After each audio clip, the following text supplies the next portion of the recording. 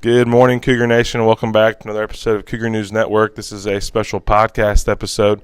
Mr. McNabb here. I'm going to pass it over to JT. He's going to tell you a little bit about this upcoming fundraiser for the baseball and softball team. So February 23rd, we will have the annual bed and breakfast for the baseball and softball teams. Basically what that is we'll have a pancake breakfast from 7 to 11 in the cafeteria, and then we'll also have a mattress sale in the auxiliary gym from 10 to 5 that day. Just, raise money and funds for the baseball and softball teams, try to have a good season with them and be financially stable, I guess. All right, Cougar Nation, Tyler Dunbar here. I'm going to get you guys rolling with some academics. First off, I want to congratulate the junior high boys winning SWIAC conference tournament. Any high school student interested in playing golf this year needs to meet in the gym during ELT on Thursday. The 7th annual Running with Sam Porter, the 5K run, will be held on Sunday, 3/11. There will be a kids 1 mile fun run at 1:30. Also, Archery Club will meet on Thursday. FFA ice hockey money is due February 13th. Tutoring for any junior high student will take place in Mrs. Toole's classroom every Wednesday after school until 4 o'clock for any student in any subject. If you're at least 15 years of age, Behind the Wheel Driving Academy also has an online program for you to get your driver's license training in. Hey Cougar Nation, my name is Jack Weiniger, and I'm here with the lunch menu. Monday we'll have country fried steak, 3 cheese melt, meatball flatbread, ham shoved salad, beef quesadilla, mashed potatoes, and meat lovers pizza. Tuesday we'll have sweet and sour chicken, green beans, sloppy joe sandwich, sausage pizza, chicken enchilada, and chicken patty. Thursday we'll have spicy chicken with carrots, cheeseburger pizza, turkey wrap, chicken ranch salad, beef nachos, cheeseburger, corn dogs, and tater tots. And Friday we'll have chicken carbonara, mushroom Swiss burger, fish sandwich, cheese pizza, popcorn chicken salad, beef burritos, and steamed broccoli. And here's Caleb with weather. Good morning, North Davis. Here's your weekend forecast. Friday will be cloudy with a high of 34. Friday night we'll have some snow with a low of 25. Saturday will be partly cloudy with a high of 37. Saturday night we'll have some light freezing rain. Low would be 29. Sunday will be cloudy with some periods of freezing rain, high of 38, and Sunday night will be cloudy with a low of 24. Good morning, North Davies. I'm Marcus Britton with Junior High Sports, and the Junior High boys finished in 2 years with 1 loss. Congratulations to them, and a Junior High SWIAC win. Congratulations, guys. What's up, Cougar Nation? It's Sham here, back with sports. And in this past week, your boys' varsity team defeated North Knox Friday to get a dub on senior night before falling to Southridge Saturday night. A very tough game. This week, we have one game battling WRV Friday at WRV.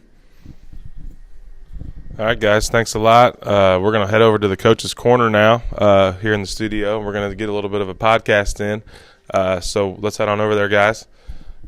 Appreciate you guys doing that for us. It's a little bit different for this week's news, but we try to keep things different, try to keep it fresh, so it's not becoming old and just try to get out of our comfort zone a little bit. So here in the Coach's Corner this morning, let's talk a little bit about TD's going to lead us off, and we're all going to have a little bit of a different topic. TD's been researching a little bit about some ghost stories in and around North Davies and Odin and Elnora. So I'm just going to really just pass the mic here to TD and let him tell you about what he's learned. Yeah, so I have 2 stories. One you may know if you're a North Davies alum or a former North Davies teacher. There's been stories of started off as maybe a little Amish ghost, a little Amish boy that haunts the school. Some say he's not Amish. That I can't tell you. I emailed the teachers one day last week or the week before and just kind of asked them if they had any stories. The story that had arose the most was just that there was a little boy on the property. Him and his family had, obviously a house on the property before it was North Davies.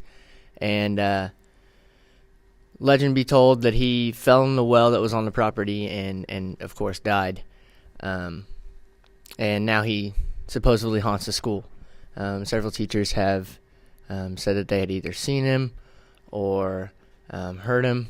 The most common one was that they had heard him either bouncing a ball or laughing in the hallway. I know Miss Giesler has told a bunch of stories. Former teacher Mr. Calhoun, who is now a principal at another school, he had told a story that he was once in the faculty restroom, and a little boy walked in, and he said, young man, you're not supposed to be in here. Next time, please go to the student restroom. And he said the boy didn't really say anything. He started to walk away, and he said he turned to say something to him, and he was out the door already. So he went out in the hallway, and he said this little blonde-haired boy had just disappeared. And he said, I'd never seen this kid before. And he goes, in a small school, you know the faces. Whether you know them personally or not, who's not at school and, who is. And he went to Mrs. Smith later in the day to see if she could check Harmony and find this kid. He couldn't find him in the hallways or anything all day. So he went down and checked Harmony, and Mrs. Smith got on her computer and logged into Harmony. As soon as she got on the Harmony, it froze on her. So they shut the computer off and restarted the computer. And as soon as they got on Harmony again, it froze. He said ever since then he's believed in the ghost. I've tried to do some more research on that, so I will get back on if I can actually find a story. Of course, I'm going to have to go to the courthouse and look up, do some extensive research on that. But that's as far as I've got so far. Just heard some stories. So I'll get back to you guys on whether I find out if that's true or not. And then another story that is actually true. It's in the Daviess County history book. I found it in several other books and newspaper articles. It's the Odin Fire Poltergeist. Happened in 1941. William Hackler and his family were on a little farmhouse in Odin. And William had just ate breakfast and was starting out the morning with doing his daily chores. And he walked out of the house and noticed that there was smoke coming from the upstairs window. So he walked upstairs and, of course, was checking it out. And it looked like a fire was coming from inside the walls almost. So he called the fire department, and they came out, and it was actually from in between the walls. Well, at that time, the Hacklers didn't have electricity installed in their house. So it was kind of unexplained. Well, the fire department got the fires put out and left. Well, before they got back to the fire department, he was called again. They were called again by the Hacklers, and just a bunch of unexplained fires happened that day. There's been a lot of numbers. The one I found the most was 25 or more. Between 25 and 28 fires were called in that day, and all of them were unexplained. One of them was like in the middle of a book, like one page burned, but the cover of the book was just fine. It was in the middle of a bookcase. One was found in the middle, coming from the middle of a mattress. And then one article said that while the fire department was there, one of the men on the fire department were standing in the room, and all of a sudden, Mr. Hackler's overalls just burst into flames right there in the middle of the floor.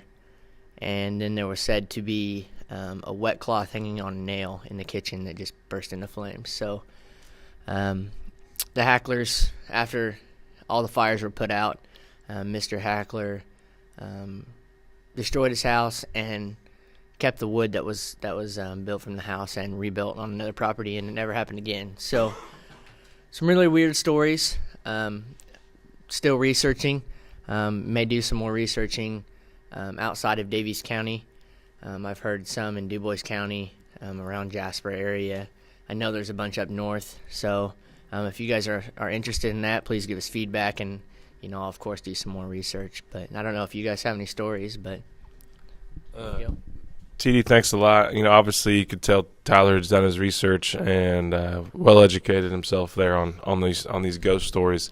I'm not familiar with either one of them, so I don't really have any feedback. I have heard more about the potential Amish boy here at North Davies. I've heard that story a few times. The other one I've not heard at all. So really interesting stuff, Tyler, and great job on your research and your preparation for those, and definitely looking forward to hearing more if and when you get that information. I'm going to go over to JT. Jack Townsend. He's a junior point guard for our basketball team here at North Davies. You guys are currently 15-6 heading into your game against WRV this Friday night. Chance to get to second place? No, it'll be third place probably in the SWIAC. You're competing for a top upper half of the SWIAC on Friday night. So talk a little bit about WRV and what it's going to take to go over there and get a road win. SWIAC wins are never easy, but I know John Harrell has it at 60-43. Talk a little bit about that, and also the sectional draw being Sunday. What do you guys need to kind of look to fix or improve on over the next 2 weeks as you head into sectional? Thanks, Coach. So this Friday we got WRV. We just got to go out and execute. Fun fact, the head coach is actually family to me. He's my cousin, third cousin. So that'll be, fun, like a little family reunion. But, no, Friday, we're just going to have to go execute, try to get better. We're not going to just, use the game to, take off. We're going to do what we do, get better, get prepared for sectional. Sectional draw is this Sunday. As every team would hope, we hope to get a good draw. Don't know how it's going to go. Hopefully we get good luck. But no matter how it's going to go, we're going to, play our game. We're going to play smart, execute the game plan. We've been preparing for sectional for about 2 weeks now. We got another 2 weeks to go. Mm-hmm. So, I think we're going to be very well prepared. Coach Dalrymple and Coach Mokers, probably the best two X's and O's coaches I've ever had in my life. So, they definitely know what they're doing. They've been at it for about 19 years now. So, I have at the beginning of the season, the trust was hard at first, but now, I got 100% faith in, their game plan and what they do, and just, playing the North Davis way, and hopefully we can, come out with a dub. Awesome, man. So, yeah. Yeah. That's great. And, wish you guys best of luck. And I know sectional draw always is a nerve-wracking thing, because it's out of your controls. And that's one thing that could determine the outcome of the sectional is just a random draw out of a lottery ping pong ball machine. So best of luck this weekend in the draw, and also at WRV.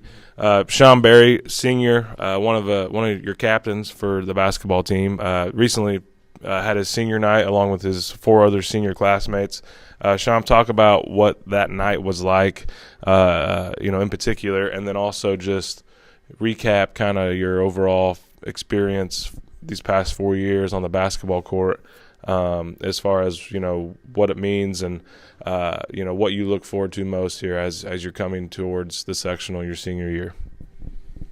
All right, thank you, Coach. Senior night, it was just kind of emotional. Not like when I say emotional, not like sad and crying emotional, but just realize that your 4 years of varsity high school basketball are coming to an end. Kind of gets you. You don't really expect it, but it gets you a lot more than you really think it will. And it just think about my 4 years of high school basketball. It's been a blessing. Every teammate I've had, the memories I've made, be something I'll never forget. Coming up as a freshman, I had probably 2 seniors I had freshman year, couldn't be better. Shannon Chesterfield, Nate Tippery, really kind of taught me the way of basketball and how you got to treat the game with respect if you want to be able to be good at it. You got to put the work in, do what you do. And then sophomore and junior year, like I said, we were pretty solid those 2 years. Be able to play with some of the North Davies greats, Caleb Wagler, Jalen Loniger. It was just stuff I'll never forget. Being able to partake in the Great Post against Jaron Jackson Jr., rookie sensation right now in the NBA for the Memphis Grizzlies. It's just really nice. Mm-hmm. North Davis, such a great community. Mm-hmm. About best support system you can ask for. And it's just going to, like JT said a few seconds ago, we got 2 weeks and then it's win or go home. And for me this time, home is never playing basketball again. So it's just kind of sad to realize that it's coming to an end, but everything happens. Yeah, so absolutely. Appreciate your guys' your takes on your season. I know, the end is always bittersweet. It's the best time of the year as far as the atmospheres, the fun, the preparation. You put all that time in for this moment, but it's also, like Sham said, one win moves you on, or one loss brings you home, and that's what makes Indiana basketball and sectional basketball what it is. So obviously senior night was a success. All your seniors got in and played a lot of minutes, played well, and you guys got a really nice win over North Knox. Then Southridge game, it was nip and tuck the whole way, back and forth, and they just made a couple plays there at the end that made the difference. But you guys are seem to be really figuring out your ways, and as we head into the sectionals, so that's awesome, and I wish you guys nothing but the best of luck as we get close to sectional time here. That's pretty much it, guys. We have the news there at the beginning, and now led into a few topics here with the fellas. So next week we'll be back on camera with a little bit of a recap from WRV. We'll have the weather. We'll have all the things that we normally do. So without, you guys got anything else before we sign off here? All right, hey, one more shout out, junior high boys SWIAC champs. That's 30-1 overall record this season. Pretty impressive. One loss in 2 years for those guys. Also, pancake breakfast next Saturday, the 23rd, 7 to 11. Mattress sale, the 23rd as well, 10 to 5 in the Aux Gym. So come on out to the bed and breakfast. Get your belly full and head over and take a nap. So other than that, we're going to sign off here, guys. We'll see you next week on February 22nd.